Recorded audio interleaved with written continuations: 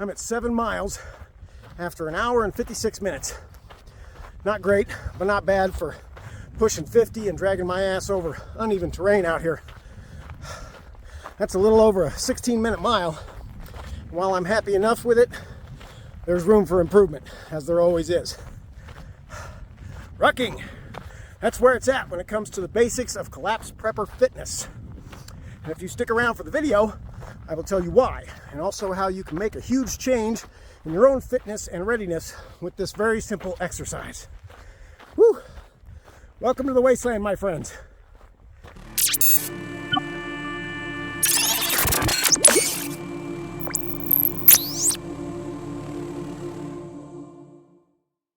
Hey everyone, this is Chris, and you are watching Wasteland by Wednesday. And just as a side note, I am currently making my way up to the New Trail Mine and the ruins of a cabin that's called Whiskey Pete's Cabin. So, no polished and smartly edited video for you today. And I have to apologize for my slightly scruffy appearance, but I've been out here for a couple days. Anyway, today we are going to talk a little bit about collapse fitness, or at least conditioning. When it comes to prepping in any form, there's a lot of things that are more important than gear and bug out vehicles and all that. Whew. For me, and for collapse prepping, there are actually 3 top fundamentals, okay? Health and fitness is one of them, skills and knowledge, and then a collapse aware mentality. Today we're talking about health and fitness. So after a real collapse, it won't really matter how cool your off-road truck is, or how much armament you have stockpiled, or how well defended your bunker is if you don't have the knowledge, capability, and willpower to do the stuff that needs to be done. Without those, when the boom comes down, you can just go ahead and bend over and kiss your ass goodbye. So today, we're going to get into that health and fitness aspect of collapse prepping. Talk a bit about why you need to see to it and how you can go about getting started if you haven't already. Now, when it comes to most preppers and their fitness, I see most people going down one of 2 main paths, okay? And they're both the wrong path. Why that is should become apparent as I start to go over them. The first is the stereotypical prepper type that comes to mind when most people think of a prepper. Usually they're visibly out of shape, more than a little overweight, and seem a bit on the sedentary side, especially for someone who's supposed to be trying out for a role on The Walking Dead, not watching it on TV. These are the U.S. Gravy SEALs of MEAL Team 6, okay? They tend to be all guns and gear and very little actual training or experience. Most of these folks will always say that they prefer the idea of bugging in during an SHTF event, and it isn't too hard to figure out why. They embrace that idea so hard because they know deep down that they don't really be capable of operating out in the field post-collapse. But who wants to admit that, right? Anyway, whether or not a tightly packed city is a safe place to ride out a nuclear war is a subject for another video.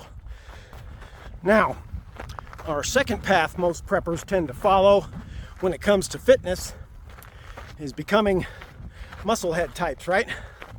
These are the guys with the bulging biceps and the 6-pack abs. You know, the ones that use the words protein and muscle mass at least once per minute during any conversation on any subject.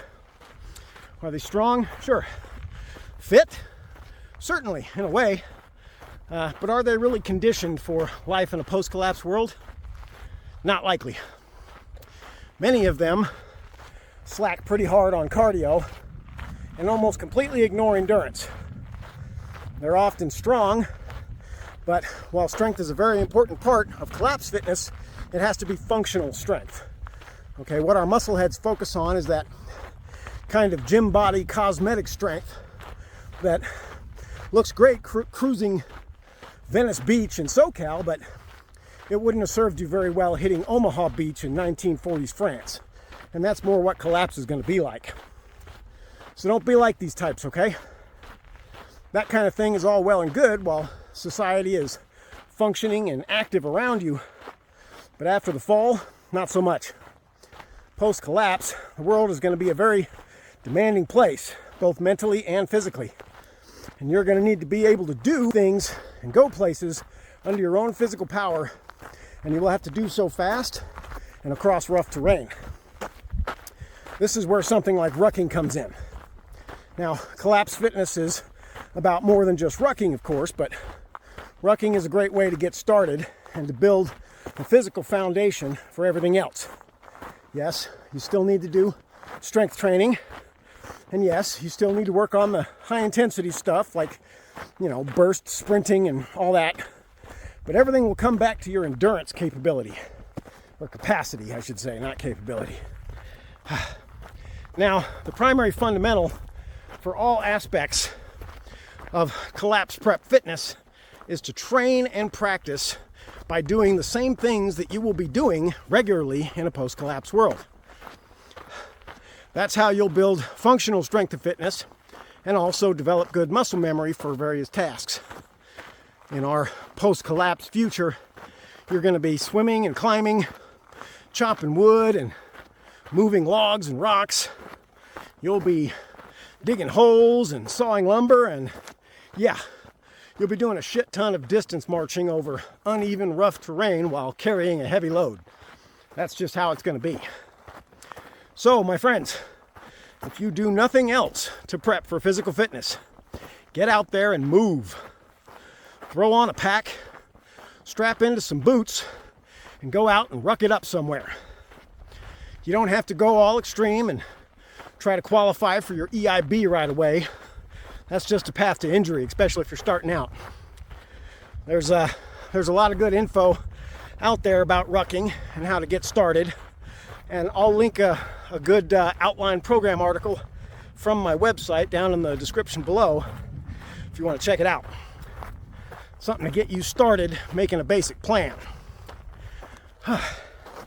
This fucking hill. Whew. All right. There's a few basic variables to it that I'll touch on. First is speed, okay, or the pace that you keep. What you want to do is try and walk. Don't run at first, just walk at the fastest pace that you can while still taking full, long strides and maintaining a solid posture, okay? That means head up, back straight, shoulders a little forward. Make sure you're activating your core, all that good stuff. You want the pace to take effort and just be slightly difficult. Now, for basic infantry stuff, what you're looking at is being able to cover 4 miles in an hour, 8 miles in 2 hours, whatever. That works out to 15-minute miles. But that isn't where you should try and start out, okay? Make a few runs and feel out your own timing. But I would say start trying to maintain a pace for about a 20-minute mile. If you're out of shape entirely anyway. If you're an active person, maybe go for an 18-minute mile. Weight will be our next variable. And this will also differ quite a bit between people, but remember that you shouldn't go all in here, okay? Especially not at first. I would say in the beginning, stick to a pack that is between 15 and 25 pounds. Okay, I'm not even doing heavy weight myself today. I'm at 22 pounds for this ruck, which will be a 12-mile one when I'm done. And you can hear I'm breathing heavy. All right, so this brings me to distance as another variable. All right, start out with less distance and see how it feels the next few days after. Okay, and then adjust accordingly. Really, if you're a super noob for all of it, just go for a few miles. 4 is a good number. Work up to it from there. There's a lot of other variables that you can change things up with later, but these are the key ones, all right?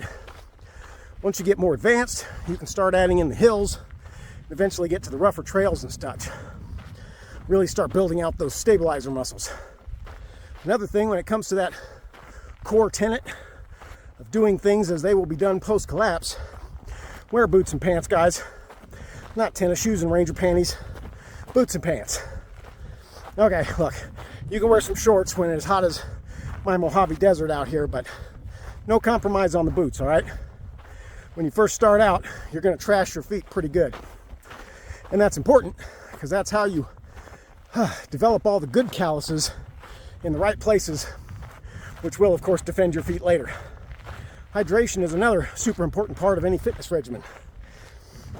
Out here, I'm drinking constantly, except when I'm talking to you people. And the general rule is not to wait until you're thirsty to drink. Just drink all the damn time. Finally, we got food, okay? Or more appropriately, energy. What you want with activity like this is simple. Sugar, basically. Direct glucose and such. Fruit's a good thing to bring. Even those little fruit puree squeeze things, you know what I'm talking about. Excellent stuffs. You can also pick up like those glucose energy gels from places like REI and whatnot. One thing I tend to do is put honey in my water. Your body will absorb that pretty much instantly and convert it to fuel. And that will energize your activity. Get out there and move, my friends. Get fit and get your body conditioned for action in a post-collapse world. You need to be ready for that. Because ready or not, that's what's coming. Whew. And here we are. Whiskey Pete's old cabin. Or cabins, I should say. The new trail mine is actually a little bit further up in those hills. But here's the cabins. Similar to my other video you may have seen on Riley's camp, these cabins are like that as well. Hikers can come out here, stay in these overnight or for however long while they are exploring this beautiful natural desert scenery that we have here. All right, my friends, till next time, stay safe, stay ready. It's a wasteland out there.